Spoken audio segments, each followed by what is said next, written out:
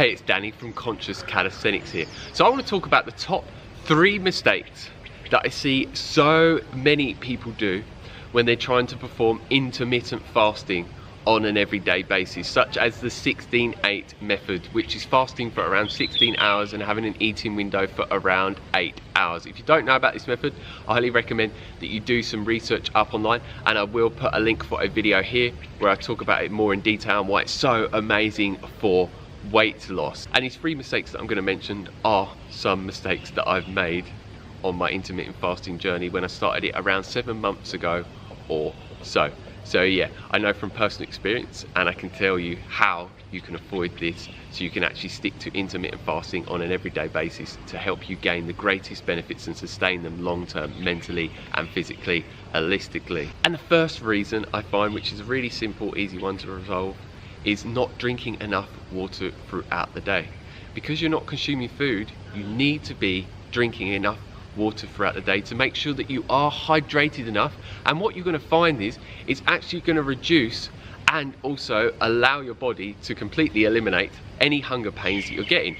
So I find by staying very hydrated, and times where I may start to feel slightly hungry, I drink a lot of water, and then I start to feel no desire for food, and any hunger pains go completely. So make sure that you're drinking enough water. It varies from person to person how much water you need to drink. I'm not going to tell you how much to drink, but just be very in tune with your body and make sure that you're not dehydrated and that you are drinking enough plain water throughout the day to meet your bodily needs, because water is also key for removing toxic waste and also dying cells from the body. And when you are doing fasting, it is removing a lot more toxic waste from the body. So to actually carry it out from the brain and all parts of your body, you need to be drinking enough water to flush them all out. Number 2, not eating enough calories.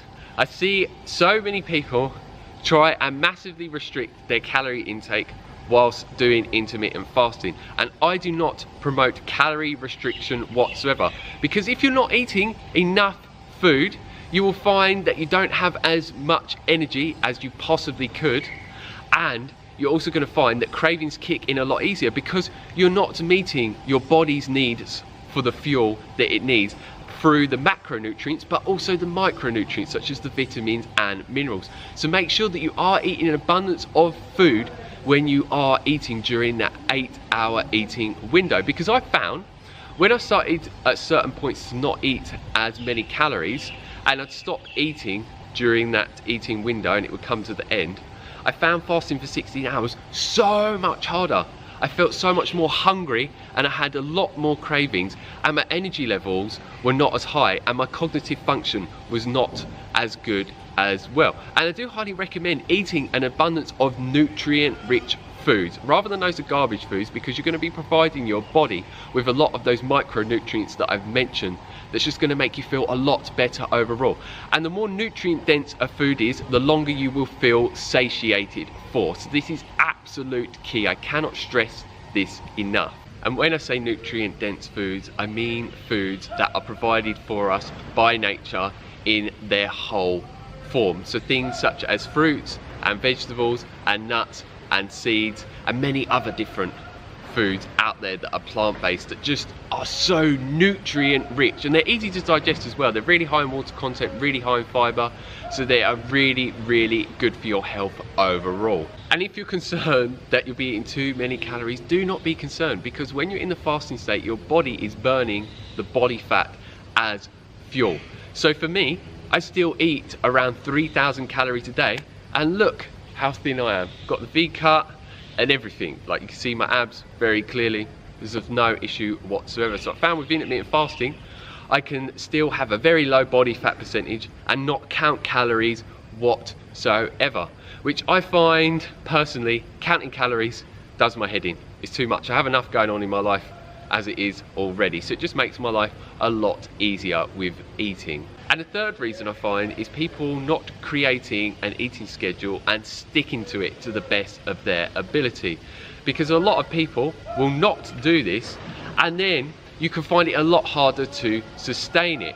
So for me, I actually do around 20 hours of fasting rather than 16-hour methods. I used to do the 16-hour method, but now I do around 20 hours.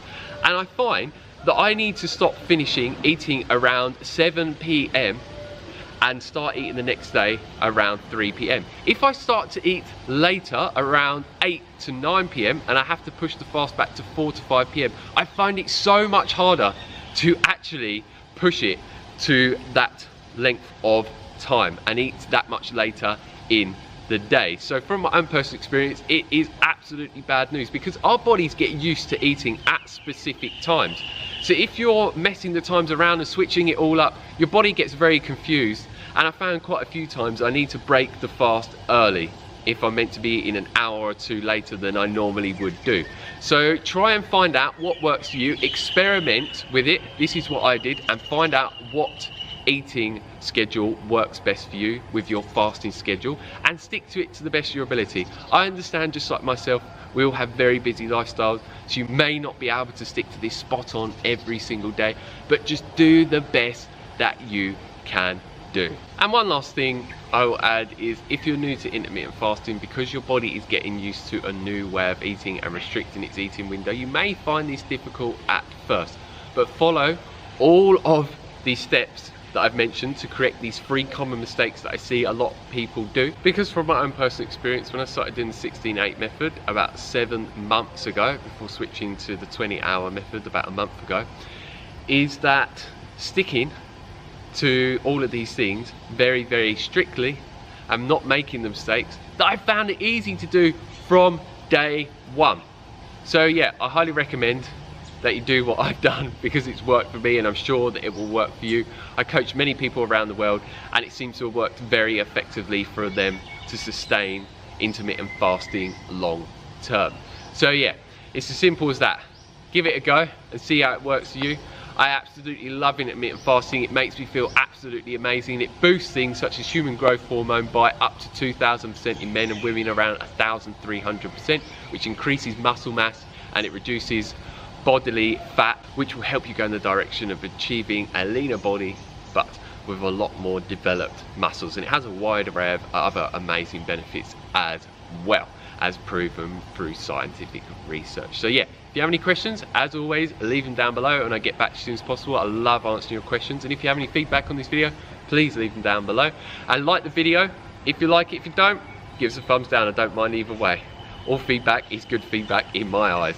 And yeah, please share this video with anyone that you think needs to hear about this valuable information that I shared with you today, because it may help them stick to intermittent fasting and get it to work the best for them. And if you haven't already, hit that subscribe button down below to receive a lot more videos from me on a regular basis, where I'm talking about intermittent fasting and all the amazing benefits that you can get from it, and all the different things that you can do to sustain it long term and get it to work the best for you, and many videos where I will be showing you intense fitness exercises using calisthenics moves to achieve the body type that you desire and the fitness levels, and reduce the body fat, and so many other videos to just help you go in the direction of getting stronger, getting healthier, getting the body you desire, and reducing that body fat in the most natural, safe and effective ways for you.